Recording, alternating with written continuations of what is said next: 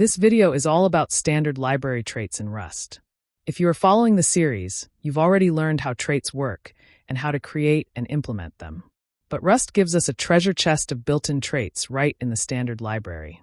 These traits make it easier to debug your code, compare values, copy or clone them, and even customize what happens when a value goes out of scope.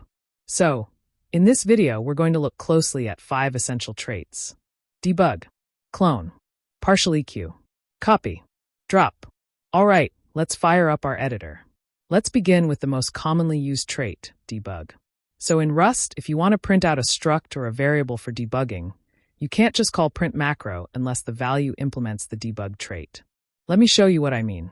Here we defined a point struct with 2 integer fields, x and y. In the main function, if we try to print the individual x and y values of p, it works fine. But if we try to print the debug formatted representation of the entire p struct, we'll get an error. Point doesn't implement debug. So how do we fix this? Well, we can derive the debug trait automatically like this. This allows the struct to be easily printed for debugging purposes. Now if we run the same code, it works fine. That's the power of debug trait. And if you want it to look a little prettier, you can use pretty printed debug format. This gives you a nicely formatted output. You'll use debug constantly during development, and the good news is, most types in the standard library already implement it. Let's say you want to duplicate a value, not move it, but actually make a new one. For that, we use the clone trait. Here's an example. Here we initialize s1 as a string. Then we create s2 as a deep copy of s1 using clone, allowing both s1 and s2 to be used independently afterward. Without clone, the string would have been moved, and we couldn't use s1 anymore. But with clone, we get a deep copy.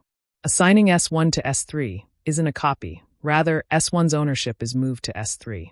Consequently, s1 is no longer valid, and attempting to use it would result in a compile time error. So how do you make your own struct clonable? Just like with debug, use the clone trait. Now the point struct derives both the debug and the clone trait, which allows for explicit deep copying of point instances. In the main function, an instance p1 is created. Subsequently, p2 is created as a separate, independent copy of p1 using the p1.clone method, ensuring that p1 remains valid and usable after the copy. Finally, both p1 and p2 are printed using their debug representations, demonstrating that they are distinct yet identical point objects.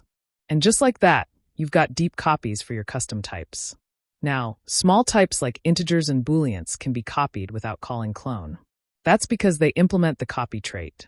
Let me show you. Here we assign the value of x to another variable y.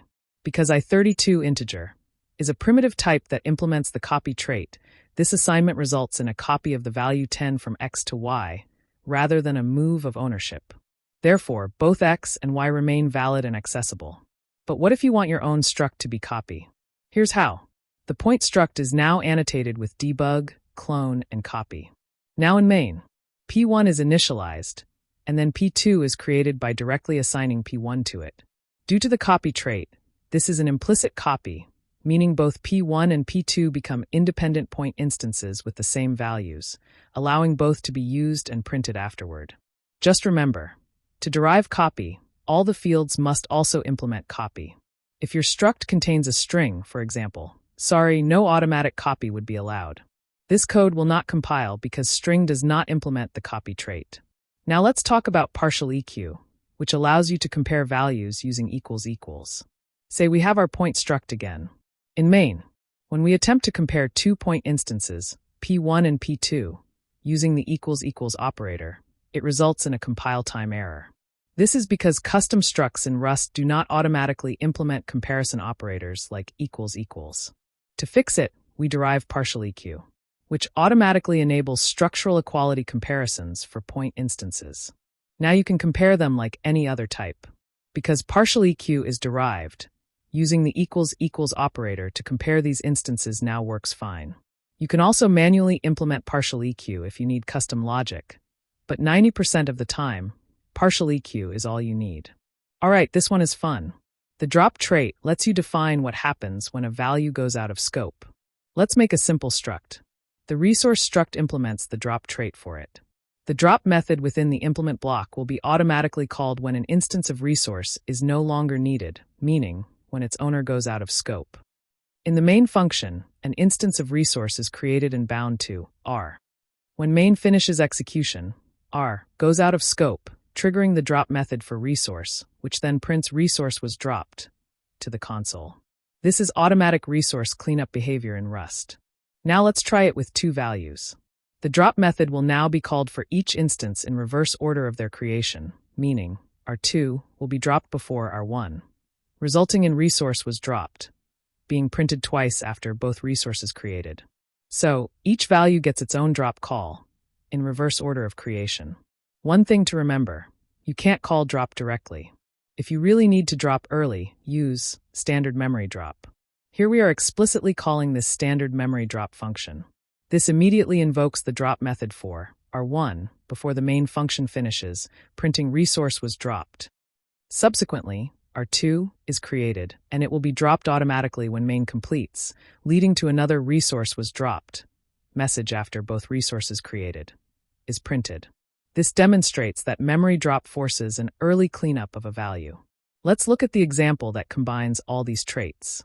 In this little example, first we have the point struct that is debug, clone, copy, and PartialEq, meaning point instances can be easily copied by value and compared for equality. Because point is copy, when P1 is assigned to P2, an implicit bitwise copy occurs, leaving both P1 and P2 as independent, identical values, which is confirmed by their equality comparison. We also defined a logger struct with a name field and implements the drop trait for it, so a message indicating its name is printed when a logger instance goes out of scope. In main, a logger named mainLogger is created. When the main function finishes, this log instance will automatically be dropped, executing its drop method and printing the cleanup message after logger created. Exiting soon is displayed. All these traits come together in a very real and useful way. Alright, these traits are the core toolbox of idiomatic Rust. You'll use them in nearly every project, so getting comfortable with how they work and how to derive them is a big win for your Rust journey. Thanks for watching, and I'll see you in the next one.